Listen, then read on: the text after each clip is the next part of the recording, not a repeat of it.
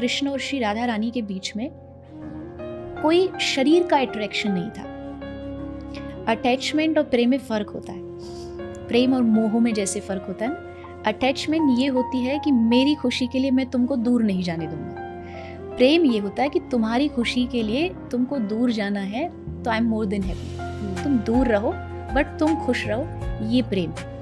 मतलब अटैचमेंट बंधन में बांधना चाहता है, आपको बांधता है कि नहीं मेरे साथ रहो, जो मैं कहता हूँ वो करो। बट प्रेम आपको आज़ाद छोड़ता है, स्वतंत्रता देता है। और राधा कृष्ण का प्रेम वही था। सारी दुनिया जानती है कि एक समय आया था जब कृष्ण राधा रानी को छोड़ करके जा रहे थे, और कृष्ण राधा रानी के पास आए जाते समय, और उन्होंने अपना मुकुट जो उस सर पे धारण करते थे उसको उठा के राधा रानी के चरणों में रखा। बोले नहीं कुछ भी, क्योंकि उनकी हिम्मत नहीं थी ये कहने की कि मैं जा रहा हूँ।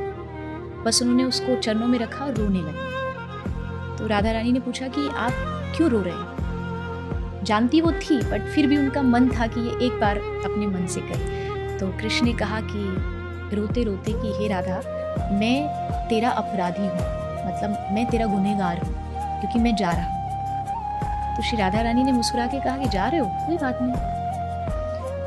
तो कृष्ण ने अपनी बंसी, कि वो सबसे ज़्यादा बांसुरी से प्रेम करती, तो उन्होंने उठा के राधा रानी को दी।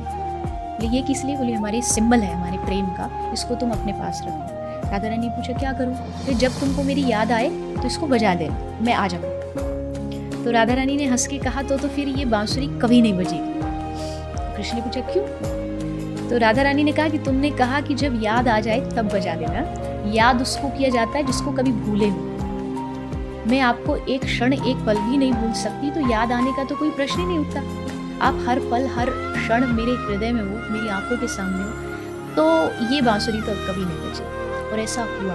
अगर आप किलोमीटर्स की दूरी देखें तो वृंदावन से मथुरा आज भी महज 15-20 मिनट का रास्ता है। मतलब जाना राधा रानी के लिए, कृष्ण से मिलने के लिए कोई बड़ी बात नहीं थी, कभी भी जा सकती थी।